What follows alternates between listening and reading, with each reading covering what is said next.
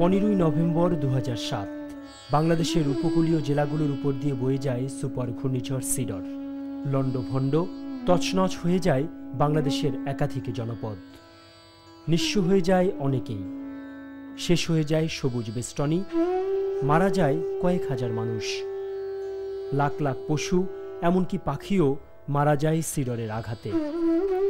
গাছশূন্য হয়ে যায় গ্রামের পর গ্রাম, চারদিকে শুধুই ধ্বংসস্তূপ।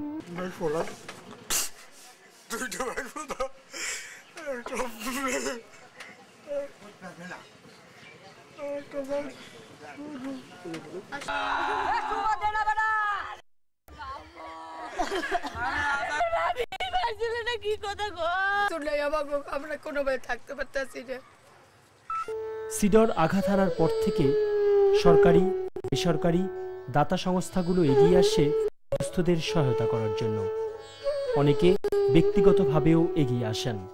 আমি এখন দাঁড়িয়ে আছি বরগুনা জেলার সাইক্লোন কবলিত সিডরের আঘাতে ছিন্ন ভিন্ন হওয়া 2 নং ইউনিয়নের এই ওয়ার্ডে।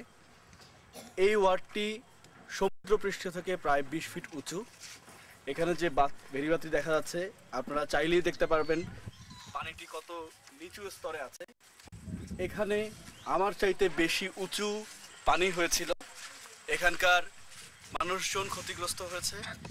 তারা এক মুঠো ভাতের জন্য তাকিয়ে আছে, খাবারের জন্য তাকিয়ে আছে।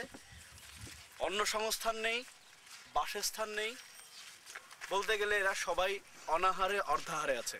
এবং এই জায়গা থেকে আমরা আমাদের কার্যক্রম Texas group, global online, marks and Spencer, APL, Richman informatics, global brand private limited এবং কম্পিউটার সিটি যারা আমাদেরকে সহায়তা করেছেন বিভিন্নভাবে, তাদের সব কলিগদেরকে আমি এই জায়গা থেকে জানাচ্ছি যে এখান থেকে আমরা আমাদের কার্যক্রম শুরু করছি।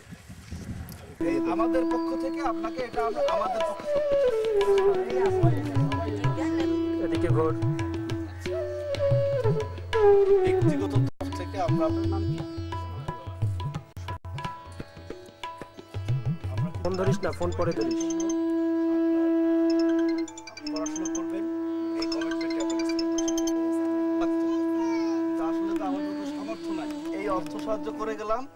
এটা হচ্ছে আমরা এখন যাচ্ছি বদনিখালীর দুর্গত এলাকায়, যেখানে এক পরিবারের 3 জন মারা গেছেন এবং 15 জনকে পাওয়া গেছে, যার মধ্যে এখন 5 জন জীবিত আছে আর অন্য সবাই লাশ। তো এরকম একটি বাড়িতে যাচ্ছি যারা একদম নিঃস্ব হয়ে গেছে। আমরা এই রাস্তা থেকে এসেছি, এখান থেকে যাওয়ার কোনো পথ নেই, তো আমরা অন্যান্য রাস্তা ট্রাই করব।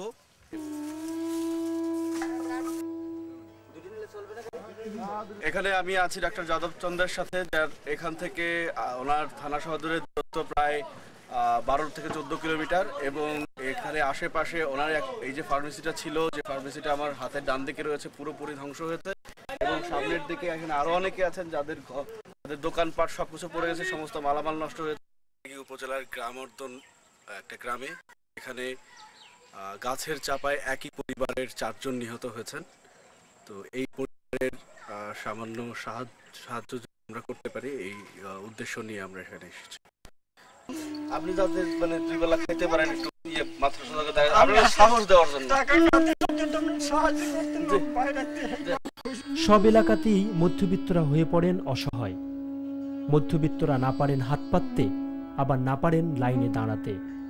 এমন মানুষদের খুঁজে বের করে সাহায্যের হাত বাড়িয়েছেন কেউ কেউ। সবাই দুর্গত এলাকায় ত্রাণ নিয়ে সাহায্যের হাত বাড়িয়ে দেবেন, এমনটি আশা করেন এই জনপদের মানুষ।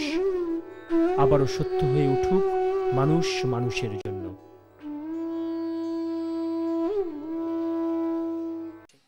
বরগুনা জেলার প্রতিটি গ্রামে, প্রতিটি উপজেলায় গাছ তো নেই শেষ আশ্রয়স্থলটুকু।